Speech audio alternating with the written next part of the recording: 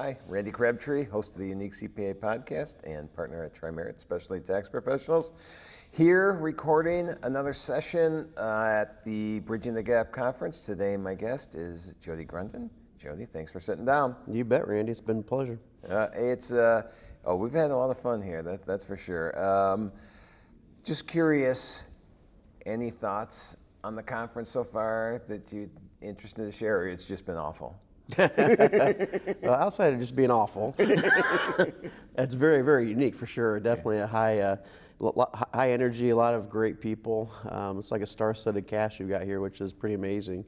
Yeah. Every talk has meaning, which is pretty rare when you come to a conference like this. So I got a ton out of it for sure. Yeah, it's been great.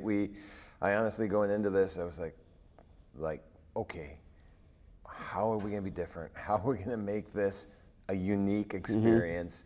How are we going to educate we're not talking anything technical really, a little bit on some IT stuff, but no tax credits, no IRS code, no FASBs, no GAAP, none of that, and it's I'm pretty impressed. So I'm going on my own diatribe here about our conference. Let's go back to what we're here. It's just I'm so happy the way it's turned out. No, it's been great. It's been great for sure. So speaking of great, I don't know why I'm pointing at you. But good question. Yeah, you can keep pointing. I'm cool with that. But speaking of great, you and I were at a conference together in May, Dan Hood's Accounting Today conference. Mm-hmm. Yep. And you spoke right after I did. We're in the same room, and I stayed for your presentation, and it was awesome. The way that you walk through basically, starting or running an outsource CFO practice step by step. I don't do any accounting or that kind of stuff. I was like, oh, I understand this. This was so easy to look and see, okay, this is how you do it. One, do you want to give us a little recap of what that was? I mean, you went through and just how you came up with this, something that seems very complex to me, and make it really easy to understand. Yeah, for sure. So we kind of give you some back history. We started practicing virtual CFO services back in 2004, so we've been doing it for a long time. And so we've made a lot of mistakes along the way. So what my presentation was is the mistakes and how to overcome them for the most part. Because really every one of them led to the next and to the next and to the next, and they're still making them. But anyways, the whole idea is that we had to make something that was scalable within our company, and that was the only way that this was going to work out. Because when we started out, it was pretty simple. Hey, we're going to provide consulting services. So what does that mean? So I'm on a call with a client. I'm providing consulting services. Then Adam, my partner, gets on a call, provides a different flavor of consulting services. And so it was that constant thing. Hey, we're providing consulting, which is great, which is what the CFO is all about. Really helping that business owner, really get to that next level, make that informed decision, help them out with cash flow, help them out with forecasting, all that kind of good stuff. But we had to make it something that was actually repeatable. Because when we brought our third CFO, which wasn't a partner now, it wasn't one of the owners of the company, we had to make sure that person had the guidance to be able to deliver that service. And so that's when we really started focusing in on the processes, on all the different areas that we needed to look at. And that went from sales and marketing, how to market, how to bring in clients, because we don't go out and solicit and direct email a ton of people. We don't do that. We create that need and that want and get clients to come to us. And so that was an important aspect of it. The delivery of the sales approach, we had to make it so simple that anybody on the team could do it, because I didn't want to be the person that was doing it forever. I didn't want to be that one. Right. And so we had to make it something very simple.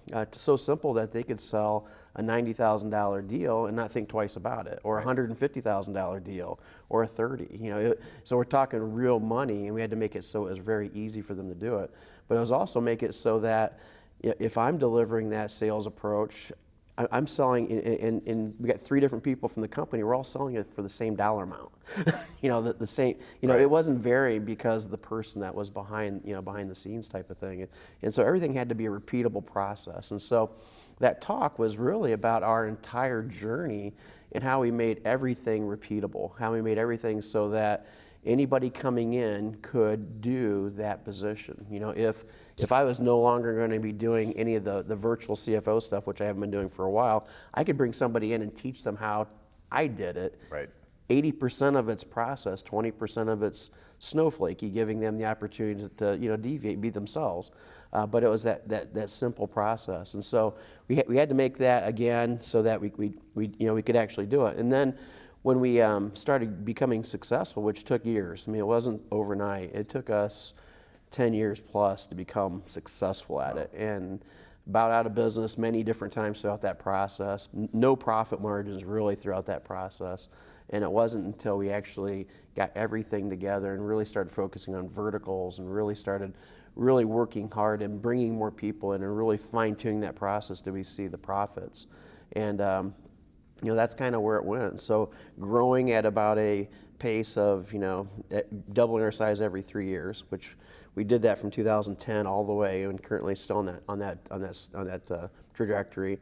But also being profitable throughout that process of between 15 on the low end to 25% bottom line on the high end was important going through it. And so we wanted to give back to the community, and that's what that talk was all about, is giving back to the community and kind of teaching other folks out there that are trying to get into this arena how to be profitable, how to have that process, and how to make it simple so that they could actually do it themselves. I think next year's conference, we're going to have that presentation at Bridging the Gap next year, because like we said, we're not technical things. This whole conference is more about how we be better, how we be smarter, how we work more efficiently, following these processes that you put in place. So that's amazing. You also wrote a book. Is it the same thing that the book is? What's the book called? Yeah, basically it's the CPA firm in the cloud, and with that CPA trend lines, you can catch it on there. But that whole idea is that we not only did this great idea on this virtual CFO and really kind of fine-tuned it and made it really successful, is that we also went fully remote about 10 years ago. Okay. And with that was a unique idea. That was one that we were told will probably do us in. We won't survive. Get rid of the office. Might as well close shop. And with that, we learned a lot from a few clients that did it prior to us. And so, I always say that we don't invent ideas. We just kind of take other people's ideas and improve on it. And that's kind of my whole philosophy is really working on it. And we had a client that was one of the first 25 companies in the world that went remote, and they were fully remote from the very beginning, about 70 folks. And we learned what they did well and what they didn't do well and what we can incorporate. And so when we decided to do the same thing, we took their ideas and expanded on it. And so what that book was about, hey, not only the virtual CFO process, but doing it on a remote basis, being able to recruit nationwide, having clients all across the United States. And it's kind of funny we talk about that now, and a lot of folks out there are doing it, right? Right. 10 years ago, there wasn't anybody doing it. And so when I would talk at different conferences and say, hey, I got this great idea, everyone, look at this, look what we're doing and how successful it is, people are like, they're always like, oh, that's great. But we could never do that. Right, exactly. It wouldn't work because of all these different variables, right? And it's like, well, yeah, you're probably right. If you don't believe it's not going to work, it's not going to work. Exactly. And that's what the book was about, kind of getting over those challenges and showing you, again, underneath the hood on how we've done it. So people are so afraid of change, and so you were suggesting change. Yep. And it's immediately barrier up there. Nope, not going to. I don't even think about the possibility that we could do that. Yeah. But that's amazing. So the book is almost a step-by-step process then as well. Yeah. How we did it. Yeah, we wrote it probably about 5 years ago. It's one of CPA Trendline's top books, and so we're pretty excited about it. And so you knew Rick Talberg already then. He's just Rick's a little here. bit, yeah. All right, yeah. Rick's here at the conference. First time I got to meet him, but great guy. Yeah, very good guy. I reached out to him a couple times in the past, and we haven't connected. So I was really glad that we got to do that this time. So in this journey back to which was Summit CPA Group. Is that what the official name? It was. Yep. Summit CPA Group, which is still using that name, but you recently merged with Anders out of St. Louis. Yeah. And you want to give us a little story there? Yeah, we took the plunge. It was one of those deals that, we weren't looking to sell. We were profitable. We were growing. We were making a lot of money. And so there wasn't really any pain points for us. It wasn't like we needed to do anything. We could have lived this. And we were growing, again, at a pretty high clip, 30% a year minimum. And profit margins, really high. And you can kind of do the math. We got it to $10 million in 2000. About 2 years ago, and now we're right about 14 million. So again, high growth rate. And with that, it was like, why would we do something? And so I was speaking at Engage, and had my books and all that kind of stuff. And a gentleman reached out to me and said, hey, would you be interested in selling? And I'm like, no. And I said that. But we met with a lot of accounting firms, Right. tons of them, because yeah. I thought I always keep my ears open, my eyes open, see exactly what's out there. And then eventually, when we hit that $20 million mark, was my key. We'll look to sell, which I thought would be in about 3 years. I thought, well, and then when they approached me, they're like, hey, what if we made this deal so that you were compensated in the same fashion that if we did sell it in 20 years, you'd make about the same amount of money? And I'm like, well, that sounds like an interesting idea. You know, why not at least take a look at it? And we met the firm out, and Dave and Robert and the guys out in St. Louis. It was like, wow, they're different. They're pretty progressive firm for a top 100 firm. And I thought, wow, this could be something that would be very interesting to us. And so as we spoke to them, I'm always looking to get to know quick. That's how we do our sales process. Get to know quick. Oh, you got the process in place. You know how. Exactly. All Get to know quick. And so I'm throwing all these things out there that all these other firms said no about.